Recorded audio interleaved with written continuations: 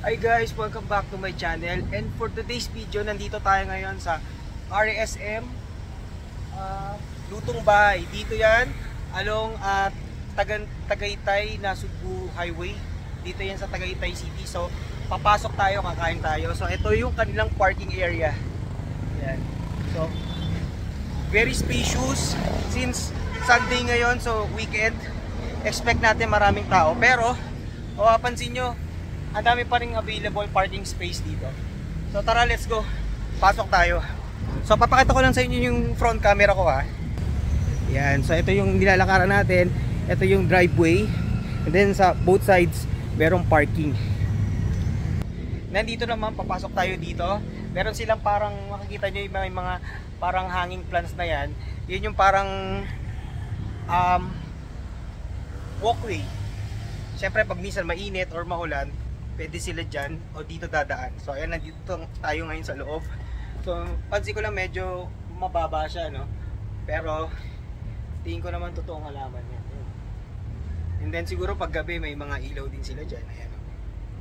So tara, let's go. Pasok tayo sa loob ng RSM Lutong Bahay dito sa Tagaytay City sa Cavite. So tara, let's go.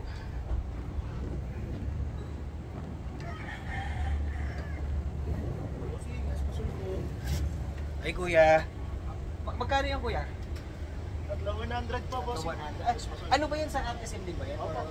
Bali po ako lang po yung nagtitinda po dito. Pero sa RSM din ba yan? Medyo na, opo, stop din pa. Medyo po napayagan po tayo ng may-ari. Sige, balik kami ha, kakain na kami. Ayan kuya, si kuya taga RSM din. So ayan, so papasok na tayo. Dire-diretso tayo dito sa loob. So ayan, ito yung likod natin, nandito yung RSM Lutong Bahay. So dito pagpasok nyo, meron yung parang bridge, maliit. Ayan, tapos meron mga parang fish pond. And then pagpasok nyo dito, sa bandang kaliwa nyo, merong mga pasalubong area. So guys, kayo pwede mo dito mga pasalubong. And then may cake shop or bakery dito sa kabila. And then meron silang reception. So ito yung kanilang buffet area. So pakikita ko sa inyo, ayan. Yan yung buffet area.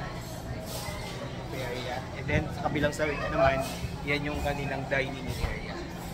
So tara, let's go.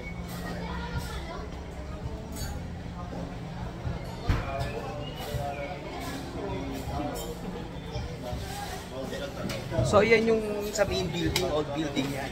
Pero dito, sa bandang likod nila, sa backyard nila, nandiyan yung pinaka main attraction kasi al fresco yan. May overlooking view ng Taal Volcano Island tsaka ng Taal Lake.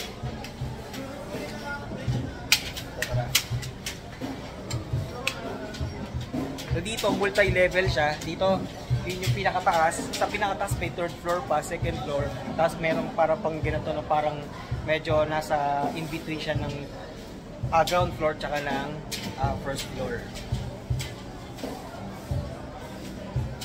Tapos dito, papakita ko lang sa inyo yung alfresco nila. Ayan, makikita nyo.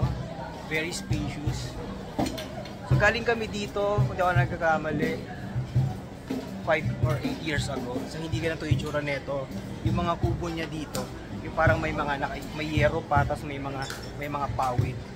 Pero ngayon, inayos na nila, makikita nyo yan. Yung mga sitting area nila, tsaka yung grass, iba na, hindi siya kagaya dati.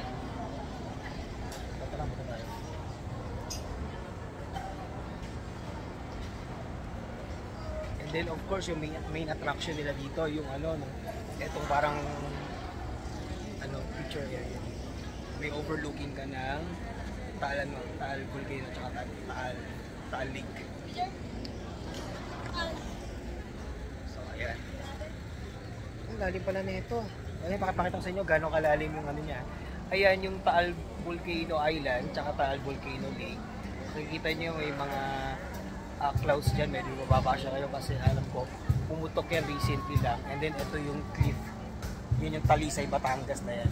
Sa baba, Batangas, dito Cavite. So tara, let's go.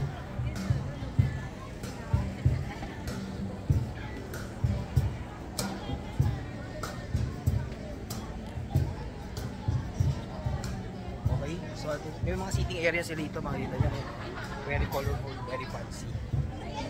So punta naman tayo sa bandang dulo doon.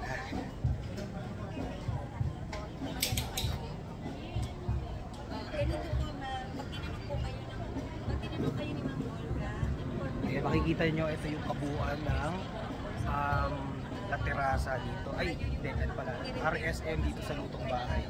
Makikita nyo. So dito sa side may mga sitting area dyan.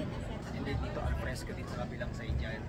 And then meron dito sa overlooking Taal Volcano Island tsaka Taal Lake. Oval. Pero itatext ko naman yung kaya mo nang mag-set up na yun. So ayan. Papakita ko lang sa inyo yung front view kung gaano siya kalalim. Ayan, yan yung ilalim niya.